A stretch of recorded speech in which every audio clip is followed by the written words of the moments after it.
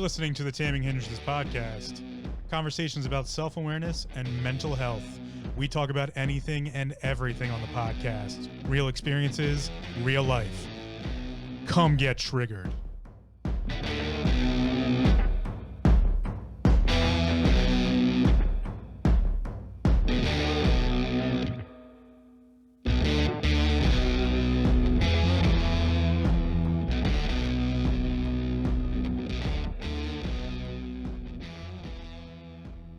That's right. Come get triggered on the Taming Hindrances podcast. My name's Phil. I'm the host and creator of the podcast. And as always, we're here to talk about self-awareness and mental health. And today's topic of discussion is language. And language, like some other things I've discussed, is another big, huge topic. But I think we can break this down into some smaller pieces that can really be effective for how we look at our own mental state, how we got to the mental state we're in, why we continue to be in the mental states we are in, and how language can really affect the way not only we look at things, but also how we interpret things. Specifically, what I'd like to get into overall is the language you surround yourself with. So as I go through the discussion, that's really the major topic for language, is what kind of language have you surrounded yourself with? Or are surrounded with. Maybe it's not your choice, and maybe you don't have as much control over it as you would like, or have no control over it at all, and how that can affect our mental well-being, affect the way we think about things, the way we interact with people or the world around us. And specifically then, to get a little bit more into the minutia, what kind of language are you regularly using, and how can that affect you, and why does that affect us in different ways? So specifically, let's look at language to start. And again, language is a big, broad topic. There are a lot of languages in the world, and there have been many languages that we've already lost that have, we consider them ancient languages or languages that have just died out. And a lot of language today is based on older languages that maybe we don't have a complete understanding of, or maybe we just don't even know the history of the languages that we've gotten into.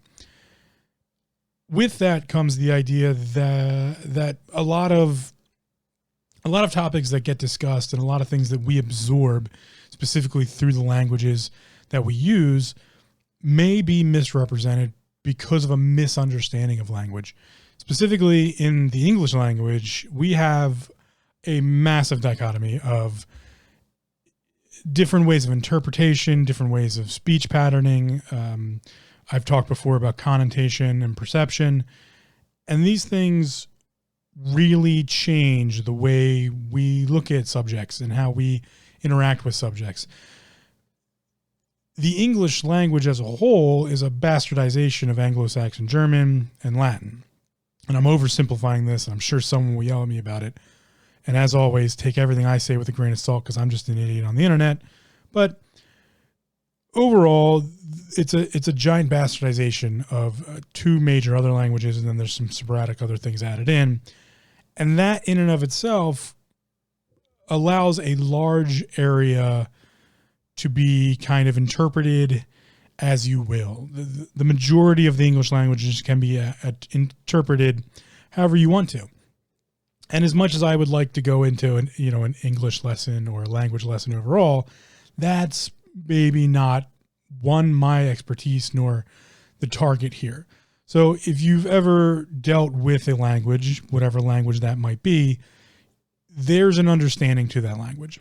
And language is how we interpret most communication nowadays. Most communication is either done verbally or written. There are social cueing and, nonverbal cues in common speech patterns. I tend to talk a lot with my hands, or I'll use different tone structures to try and negotiate this weird world of connotation and perception. But overall, it's still just verbal or nonverbal through reading expressions of what we consider information. And how we go about interpreting that has a lot to do with where the information is coming from and, what our own personal beliefs, as I've discussed beliefs before. But I think there's another piece that can be super important. And that piece is, what language are you translating things through? And how I like to think about this is, if you think about having ever discussed anything with someone who maybe isn't a native speaker of your language, or if you're not a native speaker of their language, and trying to have a conversation, there needs to be some sort of common ground found in order to get the information across, or to either understand each other, or in some different ways like that. And a lot of time there's a lot of bigotry behind language, and that's a huge issue too. So let's start with the interpretation side of language. Interpretation comes from our understanding of language, and everyone has a different understanding of language. Everyone understands their own language to a different level. You know, you have someone like a small child who's learning their ABCs or the beginnings of their alphabet in whatever language they are learning. And then you have, you know, collegiate level English professors or other types of language instructors who speak it at a fluent, crazy understanding level that can correct you on your grammar and vocabulary and other syntax and other different pieces. And I think that level of understanding of a language can give us some ideas as to our understanding level and how we're perceiving the language that we're using. I mentioned a couple things there, but the two I want to focus on right now are vocabulary and syntax. First, I'll start with syntax. Syntax can be complicated, and I'm not the one to teach it to you, nor am I the one to discuss it at length. But I am a stickler for how things are used when it comes to syntax, because that is where a huge misunderstanding can occur in the languages we're using if we don't quite understand the syntax that's being used or why it's being used.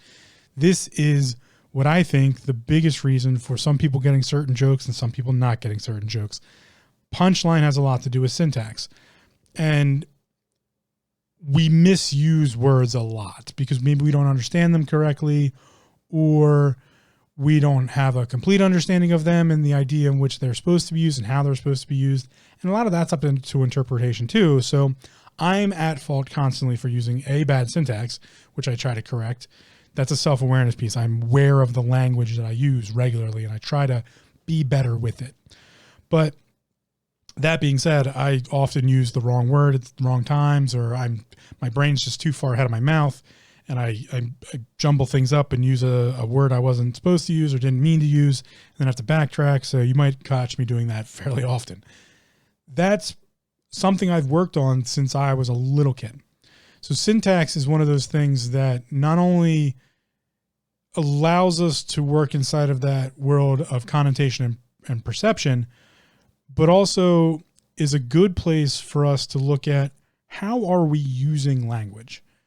How am I attempting to speak? What is my actual, what am I trying to purvey in the language that I'm using? And if you start looking at that, I think you might find some repetition, and repetition is the mother of all skill. Failure is its father. So where I fail is often, like I said, using the wrong word at the wrong time, because I either tried to fit it in and sound smart, or I was just too far ahead of my thinking that I'm trying to explain something and it didn't work out quite correctly. And by failing at that and then understanding that I failed in that instance, then I can better convey myself in the future. I can better understand not only what I'm trying to convey and how I can actually convey it to my audience, or the individual I have to, express something to at work or on the street, or even, the person taking my order. These are important ideas of how to use language in a self-awareness aspect. And that really has a lot to do not only with syntax, but vocabulary. And vocabulary is that really important thing that we never knew was really important in school. Some people liked it to some degree, but most people, I find anecdotally, were just like, vocabulary sucks. I hated learning vocabulary. But the reality is vocabulary is super important. And not just to sound smart and have a big vocabulary, but to understand the topics of discussion. You cannot speak intelligently on something unless you understand the vocabulary of it. This is readily apparent in how we structure the Western world's collegiate academia. The world of academia is structured around vocabulary. I would hazard a theory that the competency of a graduate in any vocation and or profession is hindered by or given fruition, again, using wrong, this is me using bad vocabulary and syntax. It's either hindered by or bolstered by their vocabulary and the understanding thereof. For me to be, I worked in the accounting industry for about 4 or 5 years as just, I was a basic level bookkeeper, but I also did, beginning level tax return, business tax returns. I also helped with business management. I worked for a small firm, so I was very in with the clients and the owners of the firm, high level CPAs and other bookkeepers. And I had to speak at a level that not only everyone else in the room could get, but that I could get too. And that required me to have the vocabulary of accounting and also understand at the same time, because I've always applied the principle of my being and professionally, which is people are my business, is that I not only knew or had learned the vocabulary of accounting, I was able to apply my understanding of people so that if someone else didn't have the vocabulary, I could give it to them in either not so much we always say dumbed down or, those things, but more in a layperson manner where like I consider a layperson someone who doesn't have vocabulary to intelligently or systematically talk about the subject. That's a layperson to me. They don't have that vocabulary. It's not their fault. Maybe they don't need it. But as a professional, it is then my job to be able to express the ideas to them in the understanding that they're a layperson. They don't know what I'm talking about. So I need to not just dumb it down, but really just give them some perspective on it. And that often is based on the person you're talking to and understanding their level of understanding and then being able to have that conversation. So in order for me to be successful, and I would have considered myself fairly successful as a good employee to this firm,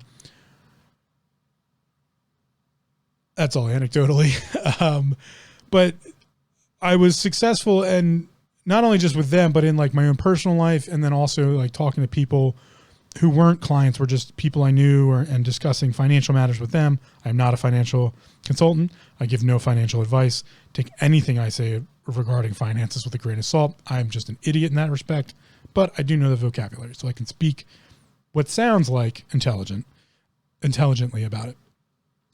So what gave me success in that role was my understanding of the vocabulary. And I did go take some college courses to get that vocabulary. I took some other online courses that weren't collegiate, but were enough. I watched YouTube videos.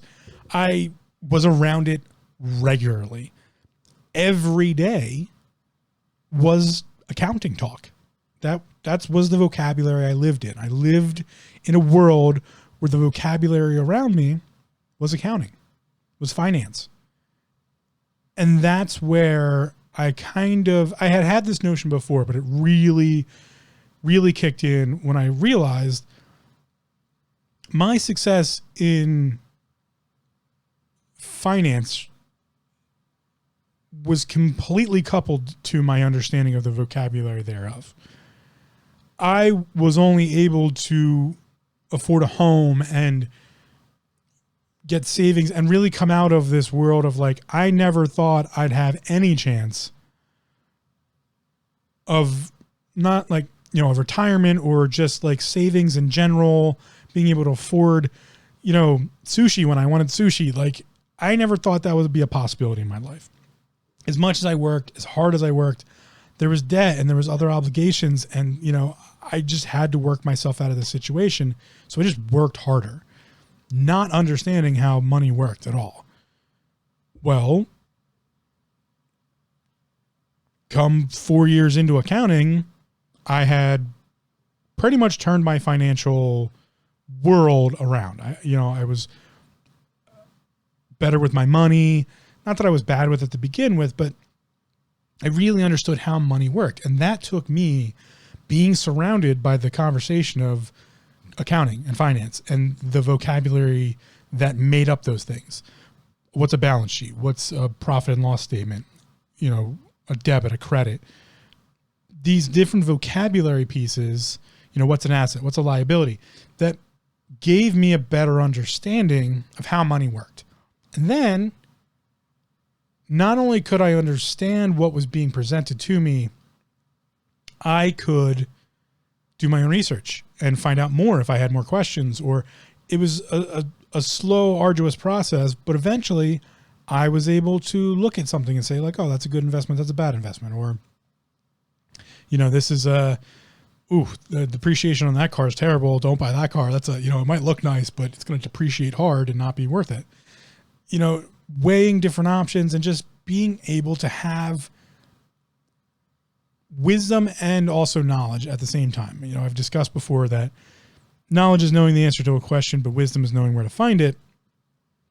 I would go further now and say that vocabulary is the interpretation of wisdom. Without vocabulary, you can't interpret. You may know where to find the answer to a question. Certainly. We all know about Google. Google's a thing. DuckDuckGo, Yahoo, to some extent. There's search engines, and they will provide you with answers if you Google things. But if you don't understand the vocabulary being used in the article you're reading or in the, even just like the top thing on Google when you search just a general word and it gives you the definition. If you don't understand all the vocabulary that are being used, you're probably not going to understand what's going on. So that's where vocabulary gives us this interpretation and understanding of wisdom. So even though you know where to find an answer, it might do you no good.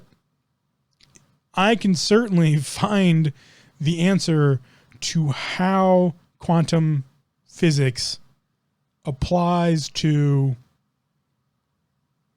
computer computation. It's a poor example because I actually have a huge issue with this and that quantum computing isn't really quantum. Anyway, I digress as usual. That if I don't have the vocabulary of quantum computing or quantum states, I guess you would say, I won't understand what the hell they're telling me. I won't understand the article I read. So I'll get nothing from it. I will gain no new knowledge, but I still have the wisdom of where I can point someone in the right direction. Now, I don't know the accuracy of the statements being made, which is a huge issue when people just read headlines or when someone says oh, I read a peer-reviewed paper. Well, do you understand what a peer-reviewed paper is? Do you understand that I can get a paper peer-reviewed if I really wanted to? Anyone can get a peer-reviewed paper. Anybody could be peer-reviewed and say no, it's complete bullshit. Or it could be peer-reviewed and be stated that it's accurate. And it might be possible, theoretically, to hand someone enough money to make that happen either way. Who knows? Corruption's rampant everywhere.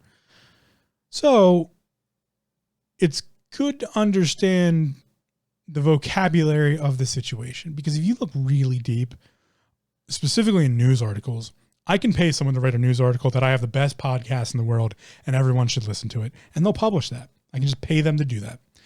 They don't have to listen to one word I say. They don't even have to click on my website. They don't have to click on the first intro video. They don't have to click on anything.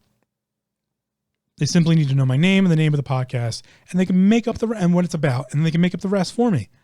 Hell, I could write the article for them and ask them to publish it, and with enough money, they probably will. But if you look at the vocabulary being used in articles like that, you can usually tell. You can usually tell that some of this shit was copy and pasted, some of this shit was plagiarized, some of it was just personal opinion that they used in a review 6 years ago that they just took out of that and pasted back into this one. The vocabulary is always a little off. It's always a little not there. But unless you have the understanding of the vocabulary they use, specifically words that don't really mean certain things and syntax, then you won't understand that maybe you should look a bit deeper and look at a different article and, and get another opinion or a different perspective.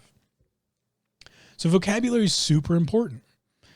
And like I said, being surrounded by that accounting vocabulary, I became better at personal finance. Hell, I became better at business finance. I became at all finances I just got better at because I was surrounded by that vocabulary. Now, that also had some repercussions on me as a person. Living in a world where I constantly watched people make large sums of money and waste it on frivolous bullshit is my own personal opinion of it really fucking sucked to watch that. But it's their money and they can do whatever they want. That's not my problem. My problem was the rampant nature of how often people were getting fucked over by the financial system. And because that was the conversation around me all the time, it became very bothersome to me.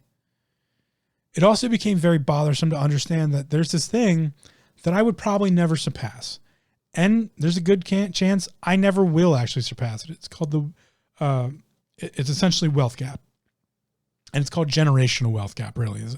The generational wealth gap is the idea that if someone's born into money, generationally they can lose all that money, or they can build enough wealth that the next following generation would then be what would be, the generational wealth gap. Your parents may have worked super hard and lived a pretty common shitty life to make sure you had a better one, or had a lot of savings coming your way upon their death, or, grandparents. There's a generational wealth gap. Me being someone who will not have children,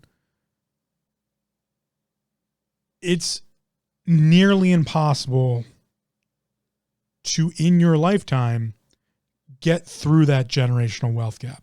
That's not to say you can't live a nice, comfortable life and eat sushi when you want to eat sushi and make a decent living. But there would be no, there's no super early retirement for someone who didn't have money to start with. I know you've read stories about retired at 48, works real hard their entire life. They had money somewhere they got money. The money just doesn't come off of nowhere and they get to invest it in a penny stock and make bajillions. That doesn't fucking happen. All right. If it does happen, it's 0.0000000 out of fuck ton more zeros, 1%. All right. There's 6-7 billion people on this planet. Unless you were given money to begin with, you're not going to be that early retirer. Unless you were given some hard asset of some sort. It's just not how it works. That is not to say it's not possible. That's just my own personal anecdotal experience. Take it as you will. So this is something I've been fighting. It's called the generational wealth gap. Well, living in a world knowing surpassing this generational wealth gap is nil impossible unless crazy things happen, given the amount of debt that I started with from medical situations and also just shit in my past that caused me to have a bunch of debt that I had to get rid of. None that was really super bothersome, but enough that was I got to get rid of this first before this could take years, blah, blah, blah. And then just be surrounded by that speak all the time.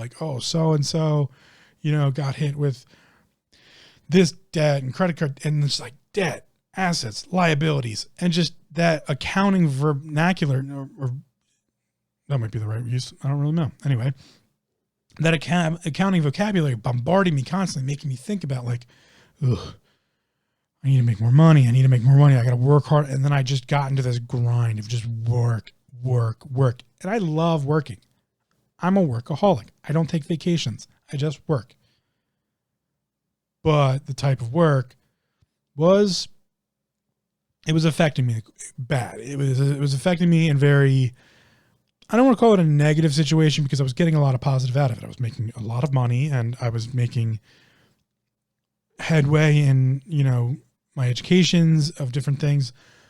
It was allowing me to do different things that I didn't expect that I would be able to do. It was, though, giving me this cloying, constant in my head about things, constant, like, just never ending and nagging in the back of my head, my own personal voice, because of this vocabulary I was surrounded with. And I've now looked back and seen this in other situations. The language used in the workplace has, in my eyes, a lot to do with the overall feel of that workplace.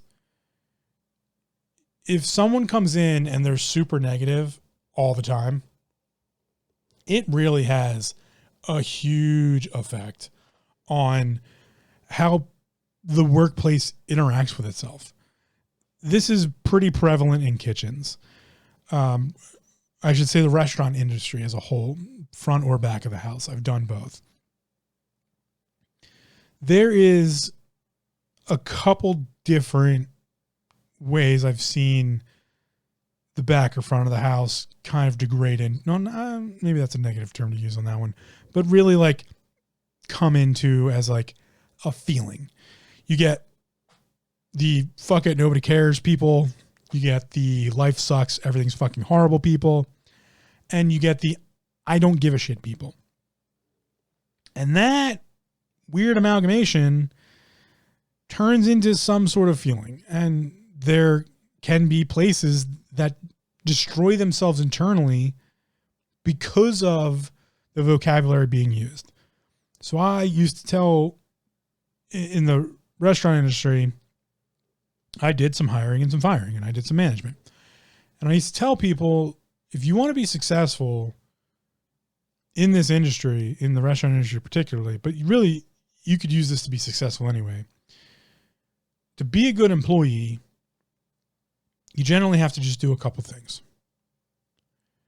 Show up to work on time, dressed, with a good attitude, and a willingness to learn. Dressed, on time, good attitude, willingness to learn. That's it. You do those 4 things in any job and or career. I'll even apply it to a career. You do those 4 things, people take notice. They either give you a little leeway here, or they give you a better schedule, better hours, better pay. 4 easy things to be a great, not just a great employee. And they're so simple. Show up on time, dressed, ready to work with a good attitude. In the restaurant industry, a lot of people don't do that. A lot of people bring home with them because they have a shitty home life. They're getting shitty pay on the job. You're slogging through long, arduous days. You're constantly in service to someone or under someone's fucking boot.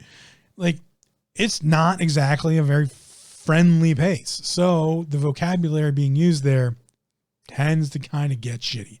A lot of cursing, a lot of swearing, a lot of, yelling, a lot of just the overall isn't great sometimes. And that has a lot of effect on the people there. Vice versa, the home life is the same. And I used to say home is where the horror is. The vocabulary I was around growing up wasn't great. I don't want to say there wasn't any intelligent conversations. There was maybe a lack thereof of just conversation in general. There was swearing, which, hey, I swear. You hear me. I've done it on the podcast. I'll continue doing the podcast. I really have no problem with swear words. But the connotation in which they're being used has a massive effect on the conversation. Yelling in general in the household, that's a thing. That's vocabulary you're being surrounded by. So we can look at just not only the word choices being used, but then like the way they're being expressed. That's another part of language. So you end up with just this environment that your mind's constantly going to be in.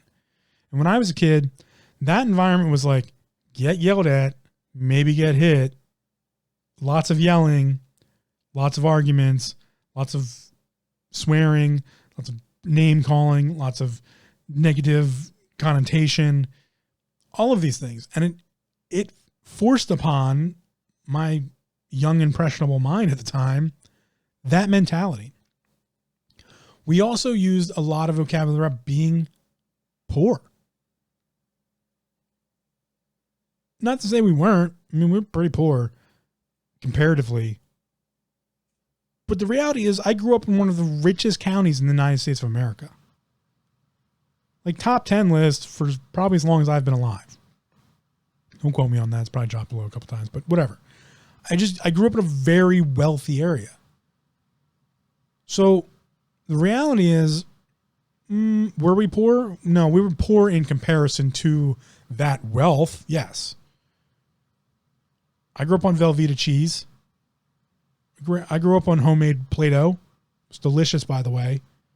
Wouldn't recommend eating it nowadays, but you know, I grew up with hand-me-down clothing. I grew up on a farm. You know, I grew up what people would consider poor.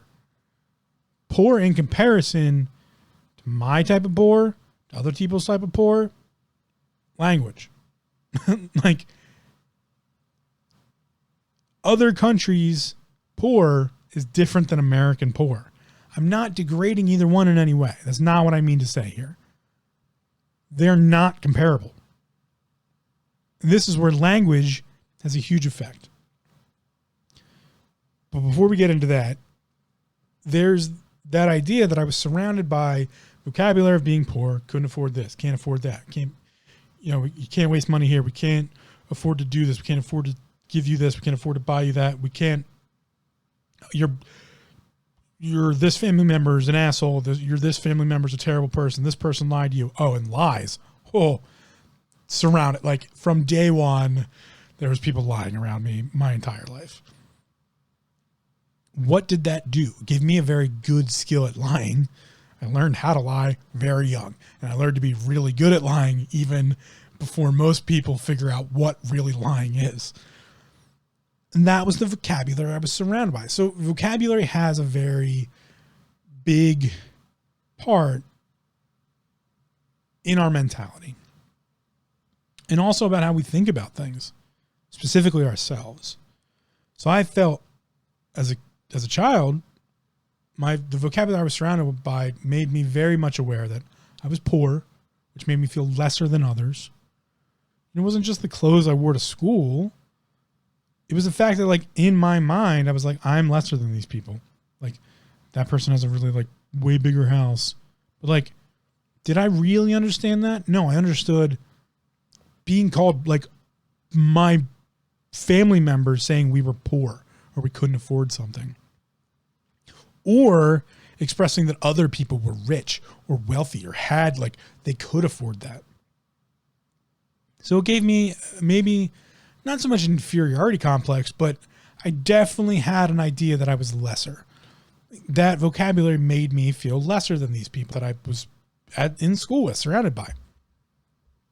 Beyond that, it also gave me this impression of broken home, broken life, broken family, like things weren't right. I was very much surrounded by this vocabulary is telling me, like, this isn't how things should be. This isn't right. This isn't correct. So I internalized that as like, well, there's something wrong with me and my family and all these other things. And then it slipped into the darker parts of my depression because I didn't quite understand it back then. I didn't know how to use it. I didn't know what it meant or why I was looking at things this way. And that continued not because of the vocabulary I was using around me. It was more of the non-understanding, which is another huge part of that vocabulary and language as a whole, of like that understanding. People didn't get what I was talking about. They didn't understand why I was having the conversations I was having, why I was asking the questions about death and, why this, that, or the other thing. They just didn't quite understand the language I was using or why I was using it. Like, there's not like, oh, he should just be a happy-go-lucky kid. Like, what the fuck's wrong with him? And then those that did delve into it were always using vocabulary like, oh, you come from a broken home.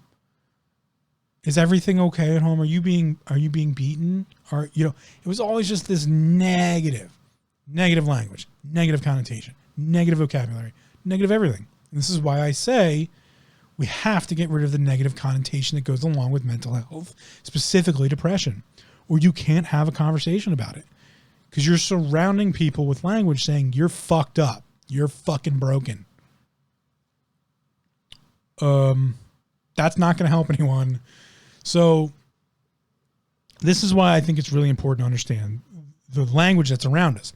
Because from that point, then I delved into, what I guess people called Gothic back then, or is, eventually think it became like scene and alt and all the, these different, there you go, terminologies for shit. Different languages inside of language. There was music involved too in this, which is where, like, if I had to think back, there's one thing I don't like nowadays. I don't listen to music with lyrics very often because lyrics have a very heavy impact on me. I'm very much okay listening to, like, music as a tone structure, definitely. And I think music in and of itself is a language, and I think other people can agree with me on that. But music, the tone structures and different things like that, I'm very more aware of those than I am sometimes of the language, because the words get stuck in my head and then I grate on them constantly. So as a kid, I was surrounding myself with music that was part of the groups that I was kind of hanging out with now and then. And I hung out with a lot of different groups. But one of the groups I hung out with most was very much into like dark music, dark lyrics, suicide, death, hate, heartbreak. And it was constant. And that's surrounding yourself by language. And I don't think people understand that they do this to themselves sometimes. So this is my here's my big PSA self-awareness piece on this one. When you think about the language you've been surrounded with, I really want you to think about the music you surround yourself with and the lyrics in thereof. What are the lyrics in the songs you're listening to making you think about? What are they making you feel? What are you constantly surrounded by in the vocabulary of the music that you're listening to? I'm going to go out here on a limb and say there's some extremes. And I'm not saying you shouldn't listen to them because, well, music's an art and, different people get different things out of it. What I am saying is that if you're constantly listening to grunge heavy metal and gwar and just deep, dark, and I'm not shitting on gwar here, just using an example. If you're listening to that type of music constantly with no reprieve, that's all you get, you're going to express yourself that way. You are going to mold yourself into that vocabulary and that world outlook. You've surrounded yourself by that vocabulary. That's how you're going to think. You're going to interpret things through that language structure. The same goes for gangster rap. I'm not a big fan of rap music in general, but gangster rap has a very specific vocabulary they use. And I'm saying it shouldn't exist? No, not what I'm saying. What I'm saying is, if all someone does is listen to gangster rap, how do you think they're going to look at the world? How do you think they're going to look at the world? Drugs are great. I should sell drugs. I should shoot people. I should kill people. I should fuck whoever I want. Fuck them. I should rape them. These are the language structures you are surrounding yourself with. And I'm not saying all gangster rap is like that. I get it's a type of music. What I'm saying is look at the vocabulary in the music of that genre. There you go, genre. I can state this about almost any genre. And there will be a correlation, in my opinion, to how someone's world outlook is put together by the music they listen to. So I challenge you to look at the music you regularly listen to. How often are you listening to this? Not why. Remember, I don't like asking why about things. How often are you listening to it? What is it making you feel? What is it causing you to think about regularly? How is it changing the impact? How is it impacting the way you look about life in general? If someone is super into just dark, hatred type music, they're going to have that as their filter because that's the vocabulary they've surrounded themselves with. Those are the words you're going to hear. When someone says something to you, you're going to interpret it through that vocabulary structure because you surrounded yourself with it. Just as when someone came to me about a personal line of credit they wanted to take, I am instantly go into an accounting mindset because that's the vocabulary being presented and that's the vocabulary I know. Or, on the other hand, someone can come to me with a muscle imbalance issue or a pain in their left shoulder, and I will go into my medical side of things with massage and sports medicine, traditional Chinese medicine, and all these different other things I know about the human body. Like so, if someone comes to me about mental health or depression or self-awareness, I go into that type of vocabulary, which is kind of what I want to discuss here. Your vocabulary is a part of the language you use. It's a very big part. And if we're not aware of the vocabulary that we regularly use or regularly impose upon ourselves, then our language can be misstrewn. And our language can maybe get away from us in some ways. So that if you take the idea of bigotry towards other cultures due to a misunderstanding of language, you can kind of take the macro to look at your micro. It's very often that a specific people, I won't put any bigger statements on it just yet, will use the idea that someone cannot understand another person due to language to create a barrier of fear. And then through that fear, they can create animosity. And they can create maybe even hatred. Simply because you don't understand the language. And then you can use that idea and build it into something bigger. That anyone who speaks that language you don't understand is a threat to you. You should avoid them. The reality is most modern day languages all have common roots or some sort of commonality that if you really look at them, and a great way to do this if you want to read a book is read The Loom of Language, which is a book I've been slowly getting through, so I won't speak on it today in length, but there are exposés and looks at language about how they have common structures. Syntax is one of those. And the root and history thereof languages is a great look at humanity as a whole. And that's the macro. Well, this works micro too, as above, so below. The balance structure, right? So if I look at the language I understand the best, I should say, that's the way I interpret things. I interpret the world around me through the English language. I am no master thereof, but that's the language that goes through my head. It's the voice in my head uses English. I have some understanding of other languages. I also have a huge understanding of bad translation. That was my entire martial arts career, was learning that there's a lot of bad translation out there. So, given those ideas, I was able to create a self-awareness idea of like, okay, how am I interpreting things? All right. This goes back to like, how do you learn, right? If I don't understand the vocabulary of it, I need to take that separation. I need to take myself out of that mentality. Because as soon as you realize, oh, I just don't understand the vocabulary being used here. I don't understand the context. I don't understand what's going on here. Then you get to remove yourself from what I guess could be taken as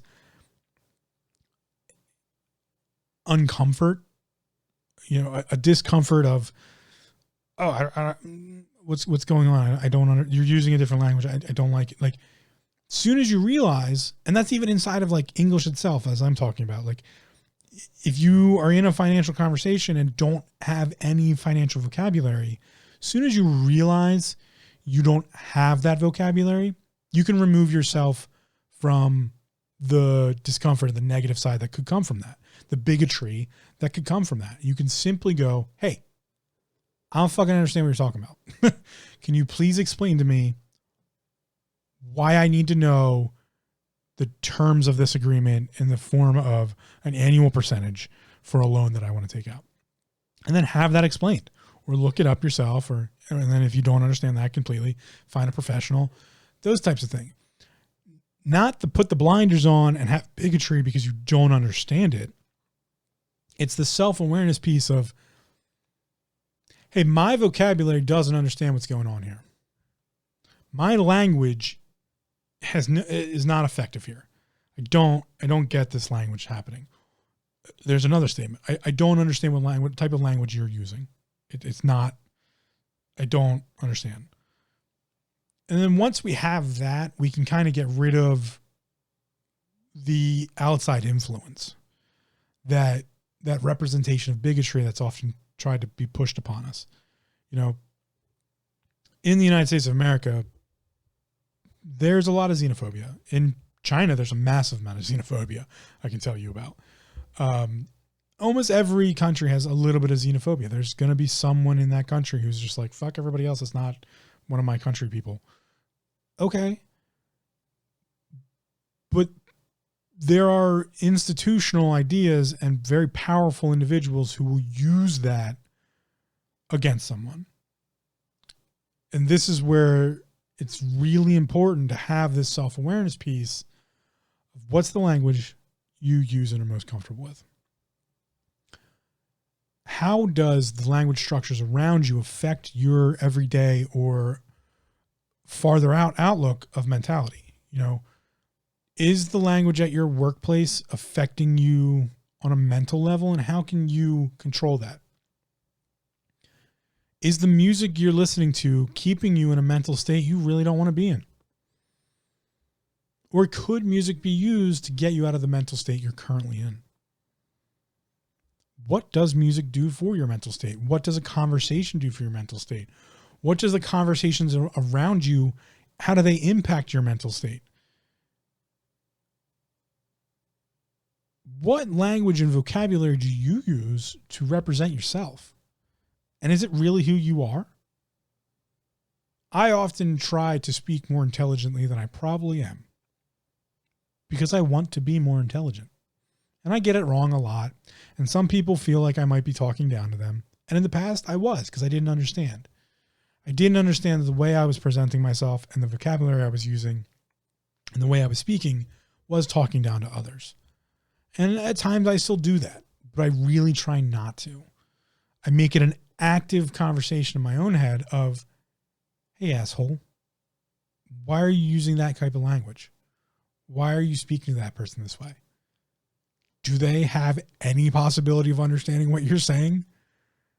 Do they have the vocabulary necessary to understand you? Like, are you just using words that are completely outside of their wheelhouse? This is where self-awareness will progress into situational awareness, awareness of other people and their mentalities. And this is the world I'm starting to live in. Haven't even gotten completely into it. But as I say, people are my business. And I've finally come to this point where I feel like if you can garner enough self-awareness, you can use that as your own personal dictionary or your own personal thesaurus or your own personal language structure to understand other people better. Not only to understand yourself, but when you really look at the depths of self-awareness, I think you'll find an ability to understand other people better. And not just so much the idea of like benefit of the doubt, or it's more of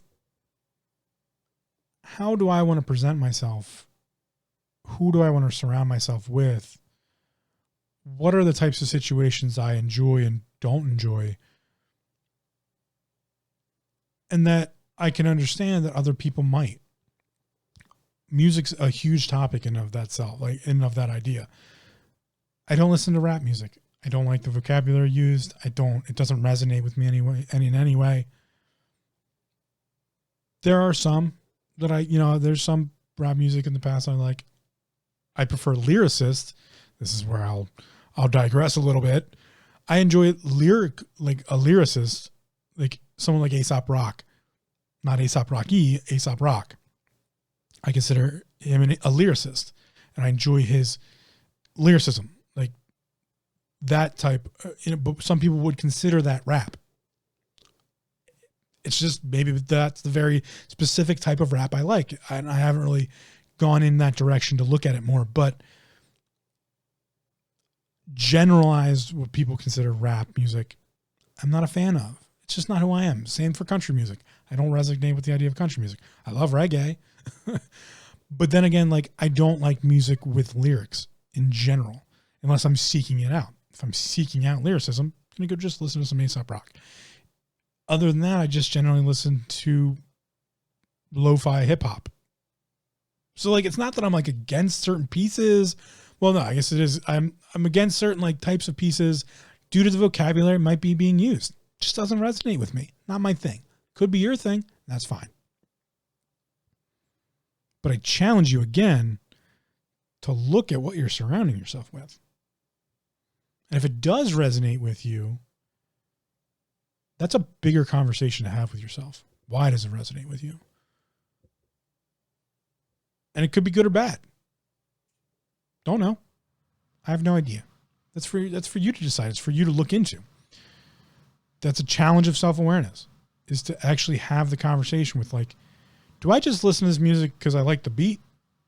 There's plenty of that. Drum and bass, dubstep, lo-fi music,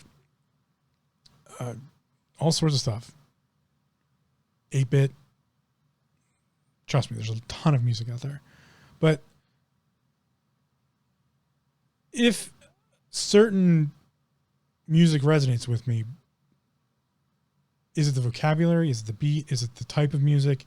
Like these, like there's always this little like extra step you can take in the self-awareness process to delve a little deeper.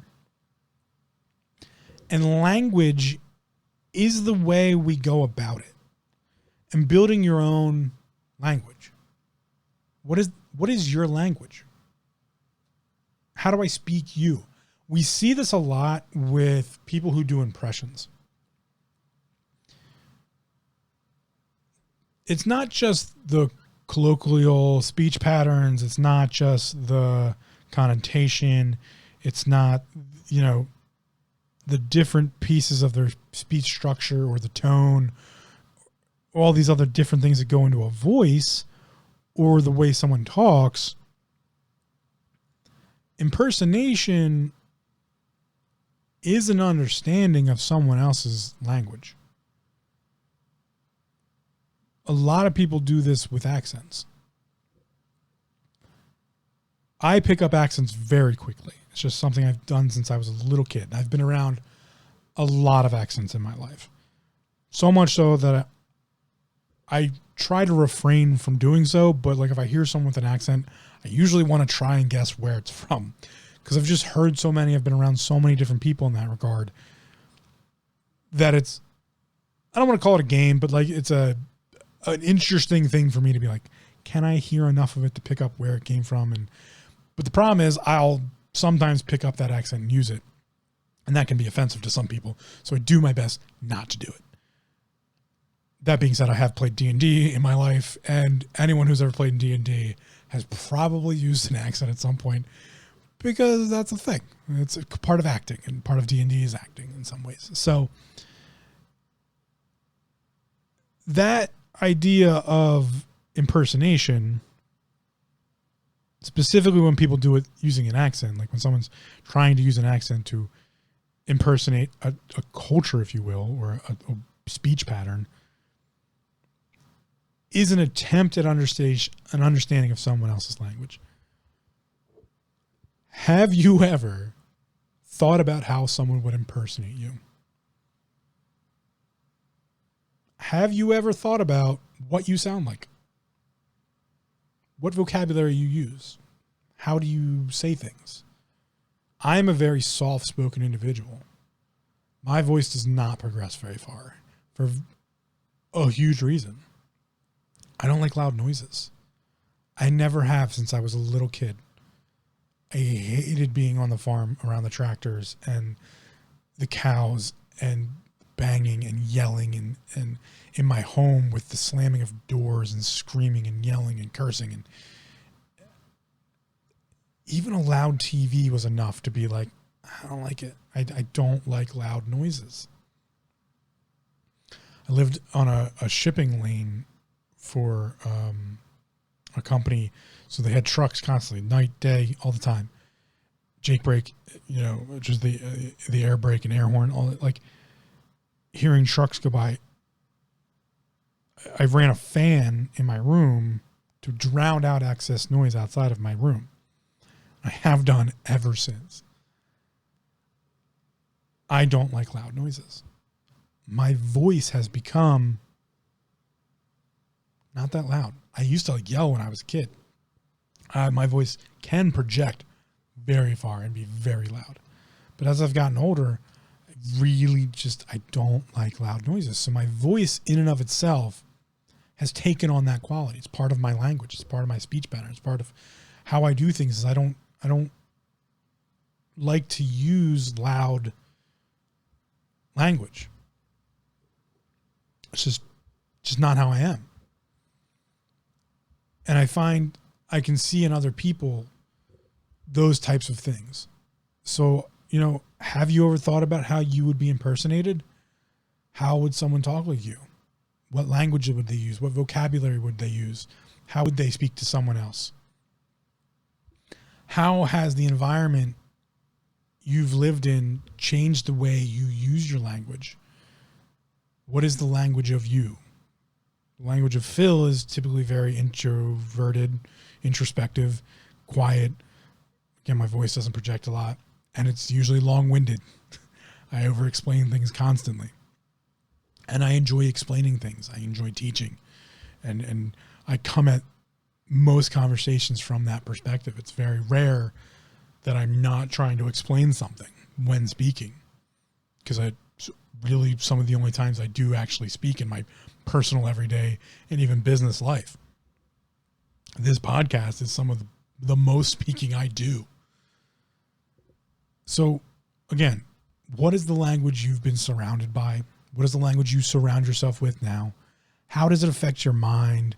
How does it affect the way you interact with the world, how you see things, how you hear things, how you do things? How are you presenting yourself through language? Is that the presentation you want to give off? Is yelling and screaming and being loud and using curse words and all that how you want to present yourself? If so, that's fine. I don't care. In general, I really don't give a fuck. I've said this before. I don't care. I'm just here to push at your mind a little bit, to have you, this is what self-awareness is. Where I learned a lot of my self-awareness from is a personal story I'll get into at times, but because it's lengthy. Not that I won't share, but it's lengthy. And I've shared some of it, but a lot of it came from the Zen aspect of meditation. That's how I learned some of these things to begin with.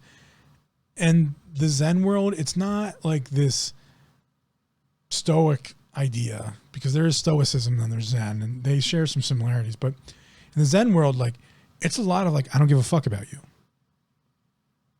but like, I'm going to fuck with you. That's kind of what they do in some ways. So I don't mean it harshly when I say like, I don't give a fuck. It's just that like, you're going to do with this what you're going to do with it. I've learned that a long time ago. You can lead a horse to water. You can't make it drink. That's an interesting anecdotal line. Here's a different one. You can lead a horse to water. But does it know that it's fucking water? Does it care why you let it there? That's a better conversation in my head. If you lead a horse to water, does it know why you let it there? How this helps it in any way? Is it thirsty? It's not that I can't make it drink. If I really wanted to make a horse drink, I'd make a horse drink. Probably really bad to do, but this is where that's a lot of what the Zen anecdotal stories, the canonical writings of Zen and of Chan Buddhism as well. But there's stories to make you think, and there's specific language they use to do that. This is where I got the idea of, I don't give a fuck. Because I know you're going to use this in your own specific manner, and that's part of your self-awareness, is to even figure out interactions of self-awareness and cultivating self-awareness are so deeply personal to you that you're going to have your own experience with it.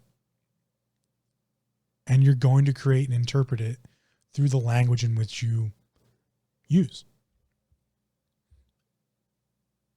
You may hear my voice and the words spilling out of it. That's not to say that's what you're hearing, though. Like, yes, scientifically, I have said words and you have heard them, maybe read them, but you're going to interpret them. And that's your own personal language. Language is dual-fold, not only in the way we express it to other people, but language is also our translation. You are translating it through your language, whatever it is. I don't know what it is. It takes a long time to learn about someone to a level that you understand the language in which they've interpreted you through. That's a deep understanding of a human being, of another person. That's a whole conversation in and of itself about how like people who are used to each other's language develop their own types of language, and it becomes nonverbal in some ways, and little, taps on the shoulder or different things.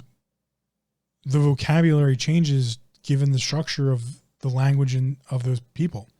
And this is why vocabulary can be so important. Like in a restaurant, if you hear the word behind, don't fucking turn around. Do not turn around. Behind doesn't mean, in a restaurant, behind doesn't mean turn around and face me. It means I am behind you and I am probably carrying something hot or sharp. Don't move. Don't move towards me. So someone is behind you. You should not move towards them because you are probably going to hurt you or them by doing so. That's the huge vocabulary lesson about working in a restaurant. If you heard the word behind just means, hey, don't turn around, don't back up, don't just continue doing whatever you're doing. I'm going to move around you. But if you move backwards or spin towards me, you're going to fuck this up. So don't do it. That's what I mean about, like, that's vocabulary. That's the language that you surround yourself with and the language you project and translate through. There's a general understanding in a kitchen that if you hear behind, that's what it means. But outside of there, it might have a completely different meaning to you. Or you might start using it outside of there. People will be like, what the fuck's going on? And language is not just, this is one of the last pieces I wanted to get to, is language is not just verbal, and it's not just written, and it's not just, it's not just what we think of when we think of languages. It's totality. It is perception. Everything is a language in some way or another. If you were to never learn a verbal language, you may still make sounds. Babies cry. That's a language. Most parents that I've spoken to get some sort of understanding of like, that's a hungry cry. Oh, that's it. It's got a poop cry. Oh, that's an it hurt itself's cry. Well, we'll figure out where is it? What did it do? Animals are the same way. There's a I'm going to fucking bite your face off bark. And there's a hey, I'm having fun bark. And an owner of an animal, of dog particularly. Cats are a weird thing. Cats are pure chaos. They are a amalgamation of chaos, created by chaos, to be chaos incarnate in and of itself.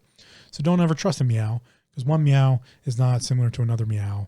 They all have their own meows, but they're not what you think they are for a reason, because they don't want you to. Anyway, I love cats. It's one of my favorite animals.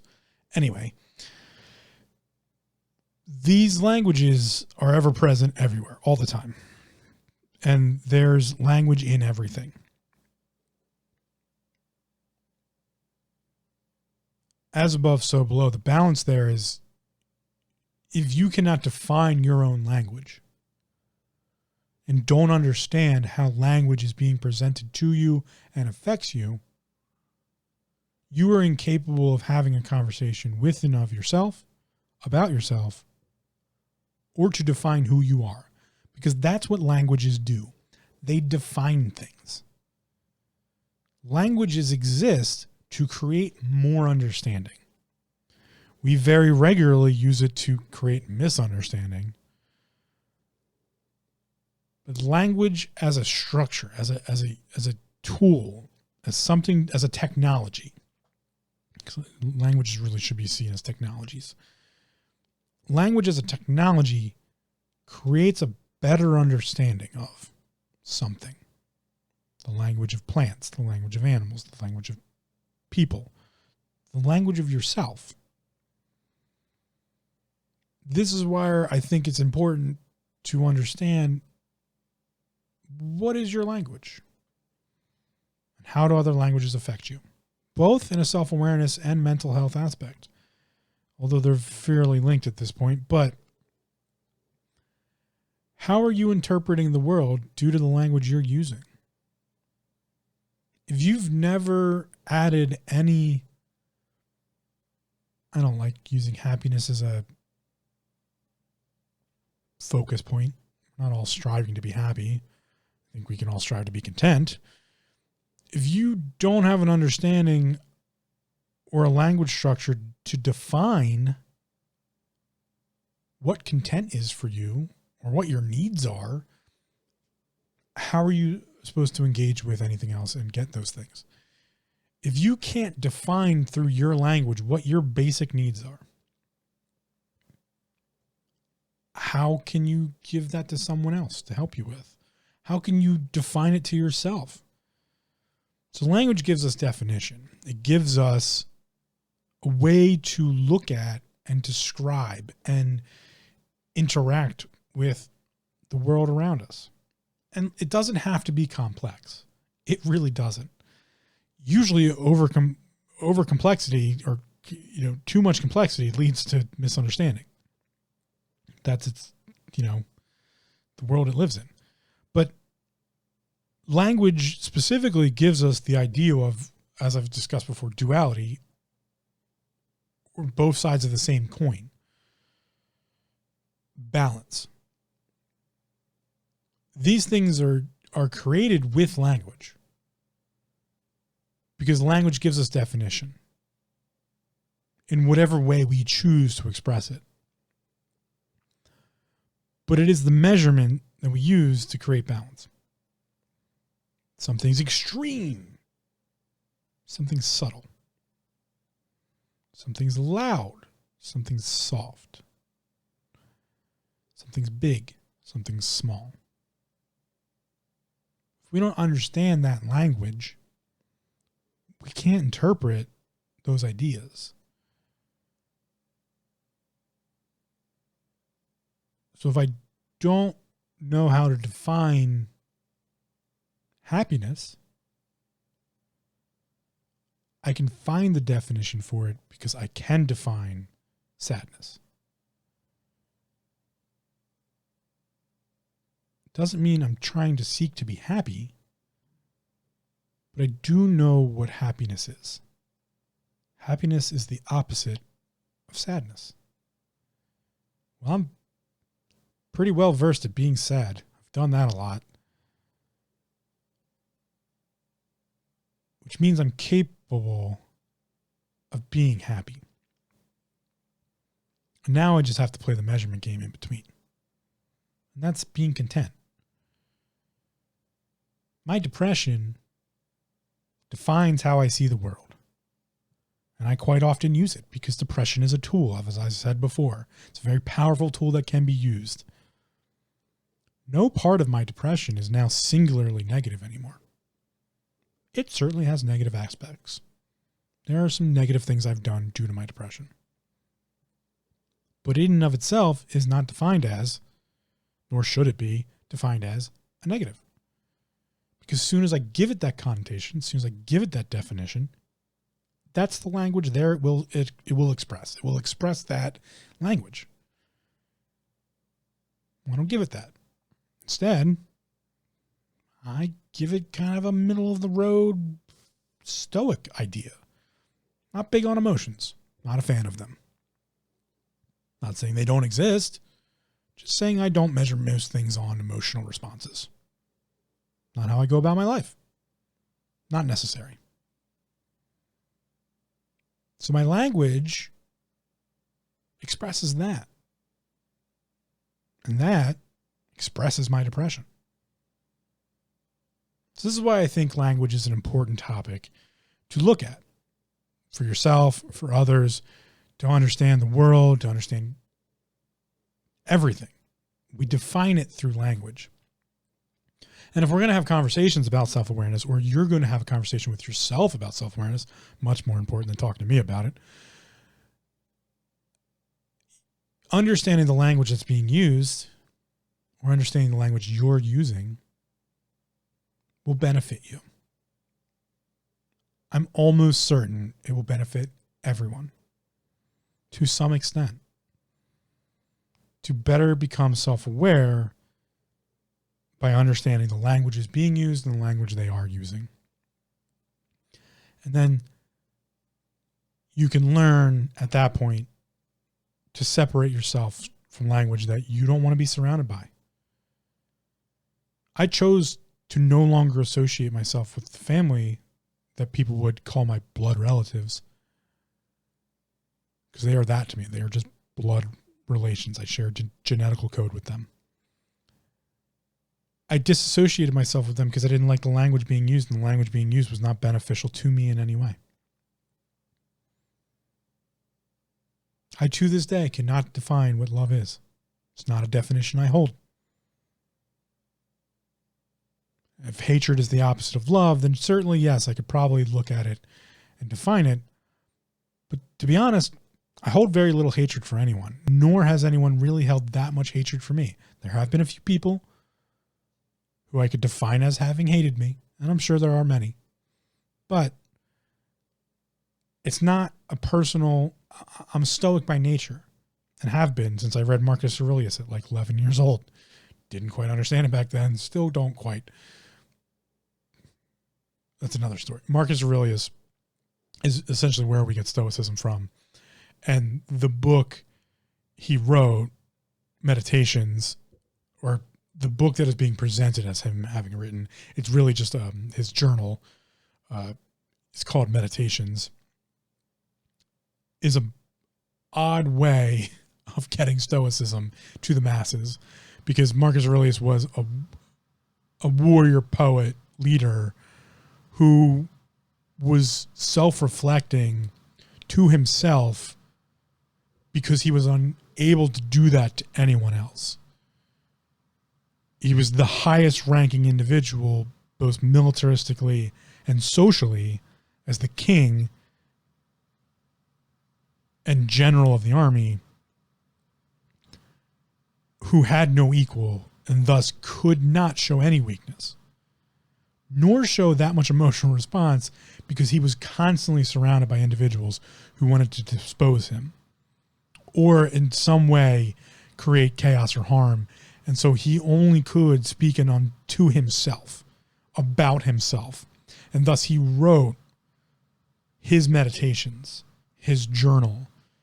And we've expressed that as the writings of Stoicism, when in reality it was an individual writing to themselves, about themselves, because they could not do that to anyone else.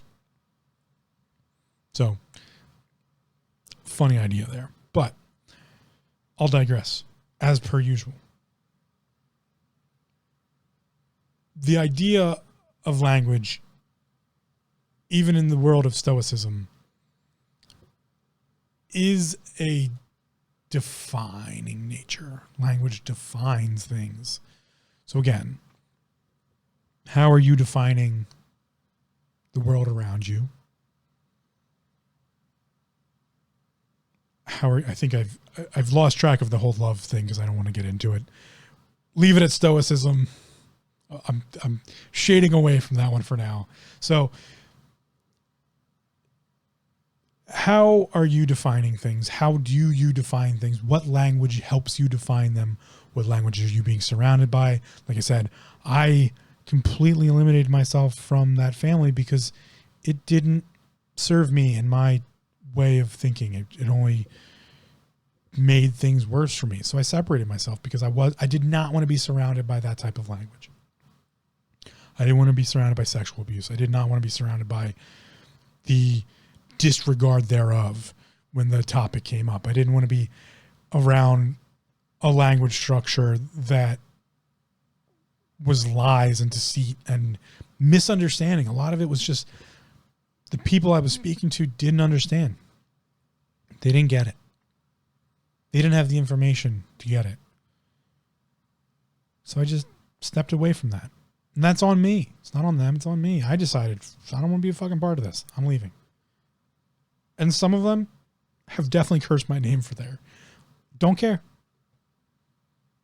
I chose, nix that. I choose the language I'm surrounded by. I choose the language I use, and I choose the definition and terms and structures of the language in which I see the world. And I can choose not to be around some. I am not ignorant of that, though. And I am not ignorant of other languages. At the beginning of this podcast, it says, come get triggered. And I've spoken about getting triggered before. There's a misunderstanding of the language being used if it triggers you that harshly. If it triggers you that hard. And you need to look at that. Because it means you're not in control. I control the language being used around me and the language I use. My interpretations, my vocabulary, my structure, my syntax, my connotation, my perception, my adverbs, my verbs, my vernacular. I control the language. Not that I disregard everyone else's. I simply control mine and the language being used around me. You can be triggered. You can just walk away. As soon as you turn away. Don't misunderstand the situation. Don't not look at it from your perspective and understand what's going on. Don't disregard everything happening because a different language was being used.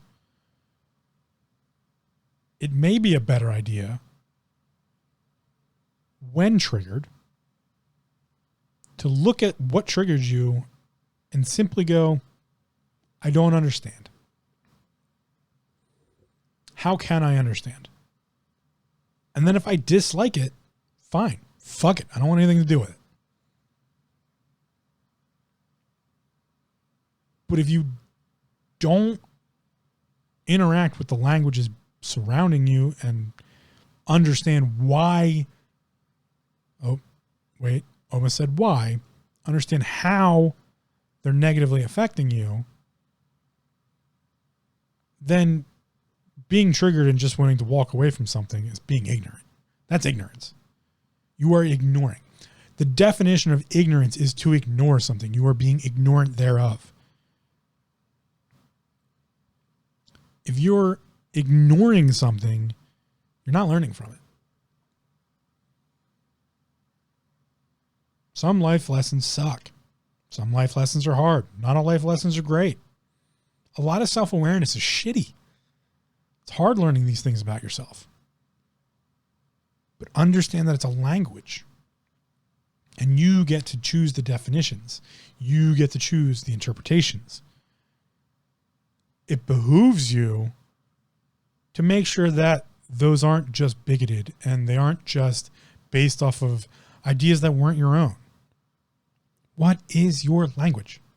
Not the regurgitation of something you learned as a fact, or the regurgitation of the bigotry you grew up in, or the shitty home life that you were raised upon, or the crappy job you have right now and the assholes who work there. That's just regurgitation. Maybe the person working next to you has another shitty home life just like you do. And so you're constantly at words with each other because you're coming from bad backgrounds of language. You don't understand that your vocabulary is actually very similar. And you can draw some conclusions to each other of being like, oh man, you have a shitty home life? Yeah, I have a shitty home life too. Let's just leave that at home. They might still be a shitty person. I don't know. And maybe you can just tell them to fuck off. But when you pass through these borders of language, you get a better understanding of the world around you as a whole. And it works in not only languages, but language. And I hope I've determined some differentiality there of it both works in the idea that someone who speaks Japanese, Nihongo ga wakarimasu ka? Understand Japanese? That's what I just asked you.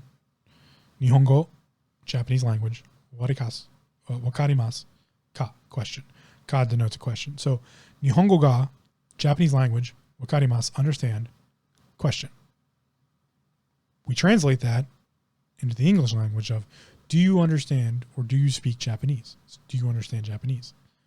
But if you look at how they've worded it, we have to translate that, flip it around, and then answer the question. Ie, wakarimasu ne. No, I do not understand Japanese. Ie, no. Wakarimasu, understand. Ne, negative connotation of the word understand. So, nope, no understand. Or understand, no. Negative. Negative understanding. So, just in languages, we have this filtration system. And it's defined by our language. And then inside of that language, we have another filtration system defined by the language we use and surround ourselves with or are surrounded with, be it by choice or not. But you do get to choose. You might not be able to leave the situation right away, but you can choose that this is a situation you don't want to be in. These are languages you don't want to be surrounded by. That might even come down to just the job you have, like I had with accounting. I just chose not to be surrounded by a set of language every day that made me really hate every day. And constantly being like forced into a mentality of my own doing that was just so heavily focused on money. Constantly. And yes, I take a great enjoyment from money. But if that's how I'm defining every day of my life, it's not going to go well because I'm fighting that generational wealth gap. That's the reality thereof. It's like I said, some self-awareness lessons aren't great, but we can manipulate them because you can manipulate language. Buddha said life is suffering. A pretty common quote. When you choose what suffering is, if you choose how you define suffering, that changes things. So I used to say, Buddha said life is suffering, but when you choose how you suffer, then it becomes different. Well, let's go one step farther. What about defining what suffering is? Let's define how we suffer. The Buddha said life is suffering. Well, I'm going to define how I suffer. I suffer going to work, the responsibility of my bills. I also suffer through some delicious sushi now and then. I also suffer through a delicious pizza every once in a while. I also suffer through rowing for a half hour, 45 minutes, or an hour because I'm getting fat. Choose how you suffer. But do that through the definition of it, and do that through the language that you understand and use. And I hope you will progress the language you're using. I every day strive to refine the language I'm using. And then I challenge myself deeply to gain more understanding of the language around me and languages in general. I don't think I've shared this yet, but I believe in the intro to this podcast, I mentioned how I used to be highly suicidal and very actively suicidal, and I'm not anymore. The change from that is because of the language I used and how I defined it. I changed the language of the goal in which I inherently look for. I understand enlightenment to be death. So I am constantly seeking death because I wish to be enlightened. I'm not so much seeking nirvana. What my goal is and what changed me from being actively suicidal, I still self-harm. I choose to do so through tattoos. But my active change in language towards my goal was this. I believe anecdotally reincarnation is plausible, highly plausible. I actually think it's the most plausible thing that happens after we die due to conservation of energy and the idea of mentality and the I am, the self and self-awareness, consciousness, if you will. I also believe that there's some nefarious activity going on when it comes to reincarnation, and well, I'm fucking tired of it. And I'm seeking actively to figure out how to stop it from happening. Be that immortality in a physical life, or just not reincarnating. However that happens in the spiritual realm of things. Right now, the mortal life part is the part that is more pressing because I have more control over it, more understanding through my knowledge and vocabulary and knowledge of language of medical things and the human body as a general whole, be it mentally or physically, specifically that of the musculoskeletal system, getting better with the other parts. But that means when I do self-harm, I do it through tattoos. I don't think tattoos are going to have a giant sway on my length of physical mortal life, but maybe. But I still do it because I choose to. But I too take a massive supplement regimen.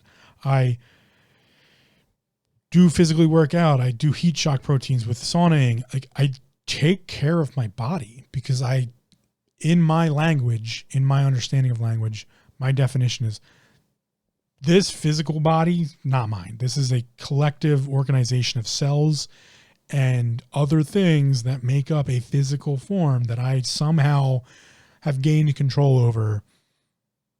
So I have a responsibility to it.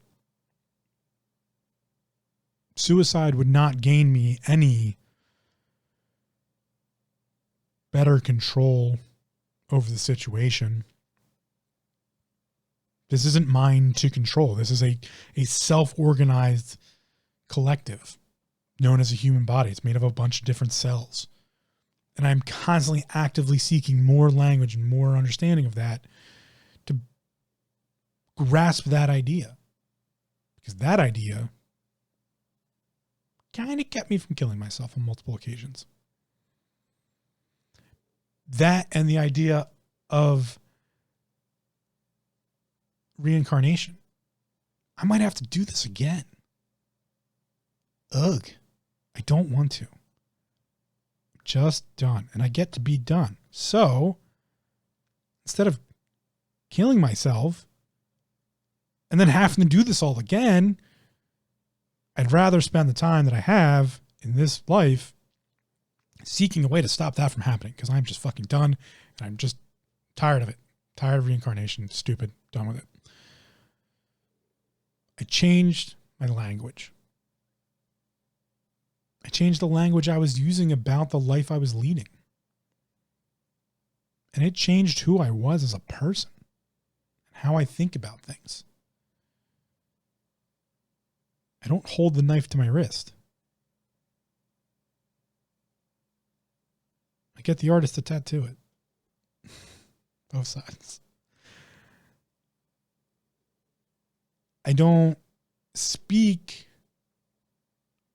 about death in a connotation in which I there wish for physical death. I study the mysteries and I look at what is consciousness, what is self-awareness. I think to understand consciousness as a whole, we certainly need to understand self-awareness more, and we certainly need more self-awareness to get to that level.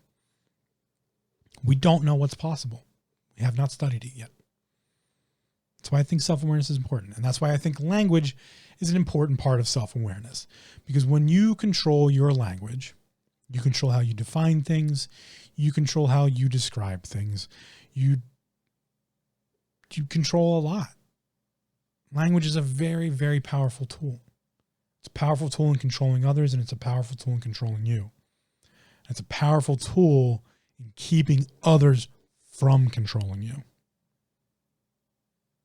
So what is your language? How does language affect you? What kind of languages are you surrounded by? How can you change the language you use on a regular basis or is being used around you to change things? I'm not going to say better things. I don't know. But change can be enacted by the language being used. There's entire self-help books written on the idea of just changing language, self-manifestations. Entire meditation systems are based on repetition of language. It's what a mantra is.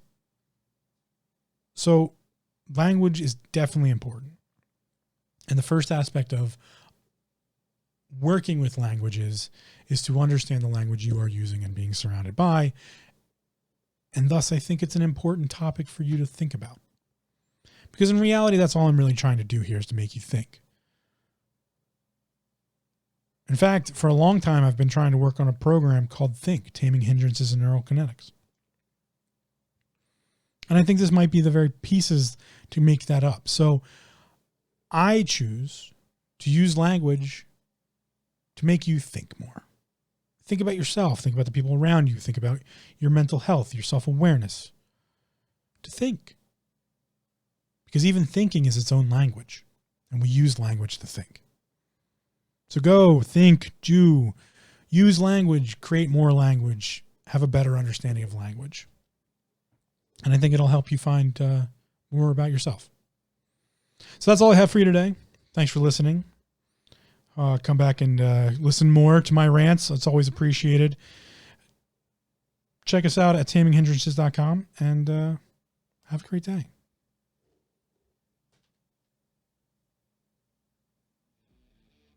Thanks for listening. Come check us out at taminghindrances.com for show notes, links, resources, and more. Also, don't forget to subscribe to the show via iTunes, Stitcher, RSS, or your preferred platform. If you leave us a spiffy review, we might just mention it on the show. Now go be awesome. And just remember to breathe.